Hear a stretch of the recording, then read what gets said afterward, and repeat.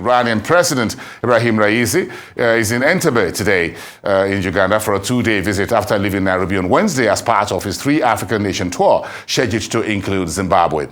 Yesterday, a total of 22 memorandum of understandings on bilateral trade were signed between Kenya and Iran. Now, this is the first boots-on-the-ground economic diplomacy visitation to Africa by Iran since 2023 started. Let's dig into this development now as we turn to political economist and international journalist Joseph Ochieno in Kampala. Thanks for making the show tonight, as always, sir. We appreciate your time. Now, give me a summary of Africa-Iran diplomacy over the years. Summarize it for me. No, I'll not do it over the years. We do not have that time, Bosun. But I'll tell you that the last leg, which is possibly about now with Zimbabwe, is possibly the most critical and the most interesting, regardless of the history. And that is that both countries, the countries that have suffered major sanctions from the West, and that these leaders, as of today, will be seeing themselves as brethren, finding ways and means by which to be able to manage to survive as regimes and governments, but also to be able to attempt to provide for their countries. Iran, on the other hand, is finding it actually very interesting that it lands at, the leaders land at Nairobi. Whether the president called Raisi in Swahili, Raisi is president, no spells in that way, by the way. So he lands in the Swahili region of East Africa, going southern. In Kenya, Kenya is traditionally a Western ally, and countries like Iran would have been really seen as the bogey countries even before the Iranian sanctions.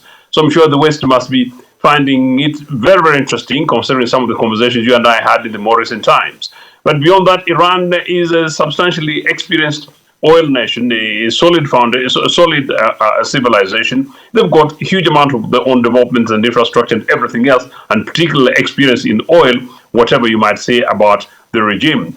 Kenya, Uganda, and indeed most of the Eastern Southern African countries will be looking at wanting to have a closer relationship with a country like Iran. In fact, Uganda, in a very cheeky way, would like to send a sounding note to their Western allies that even they can cooperate and with Iran over issues nuclear, and even with North Korea, and they will not want to do anything. But generally, Iran, like everyone else, is now trying to seek opportunities on this continent. Joseph, Iran looks like the friend, for example, that Uganda will need. The East African oil pipeline, multi-billion dollars that President Museveni says, well, if the Western banks and Western investors don't want to come in, he's going to find the money. So, by whichever way. So you think Iran, being a major oil producer, globally speaking, this is a time to warm up to President Ibrahim Raisi?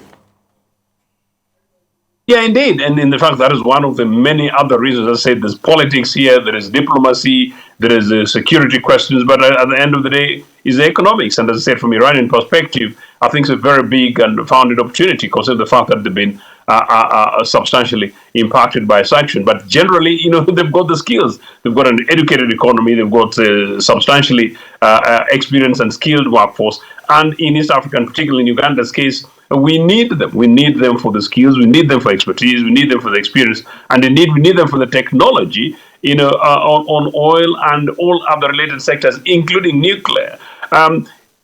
In Zimbabwe's case, in Iran's case, on the other hand, beyond that, they also want land in Africa. They wanted to invest in agriculture, just like most of these other new emerging countries, whether you talk about Turkey, India, China, and others. And I said, for African leaders, this might be it is an opportunity for them. But I think for the average African long term, I'm just not quite sure. It's alternative trading opportunities, but I think Africa needs to be investing more in its own people and creativity and looking for skills, not really to depend on, but skills in order to build our own skills base in all these sectors. I'm sure Washington and China, as well as Russia, will be watching closely this particular visit. What do you think is going on in the minds of the big boys in Washington and the Western countries in Europe and the rest? Well, yeah, that's what I said at the beginning. They're actually finding it rather cheeky, rather worried. As I said, for Kenya is not only Western countries, but actually including Israel, the traditional opponent and if you like mini enemy of Iran as far as regional issues are concerned. But for the rest of the other nations, I think maybe the softening of relations in more recent times when it comes to those who push into Africa, it may not be coming as a shock today, like it would be perhaps 10 months ago. They were looking very closely, particularly, as I said, in Uganda's case, where the issue is not only about oil, but also about issues to do with nuclear technology, the kind of conversations that Ugandan authorities have even had with North Korea. But I think they also know that Uganda likes to play a dally-dallying for both sides, and maybe it's just a political ploy to tell them that, look, you either treat us nicely or we will go elsewhere. But quickly, on the Ugandan case, particularly because of the homosexuality bill recently, legislation, and with the limitations of funds now coming from Western Europe, I think the Ugandan authorities are very desperate, really, to look for alternative sources of funding. So it's not surprising that you see some of the development, some of the agreements being signed today, and the focus is on opening up and expanding taxation. I think the tax authorities here all of a sudden are suddenly realizing that actually there is money to be made, including in many cases by means just below regulation. Oh, great. There's always, as far as the international diplomacy is concerned, there's always an alternative, isn't it? There is always an alternative. There's always a friend somewhere. That's it.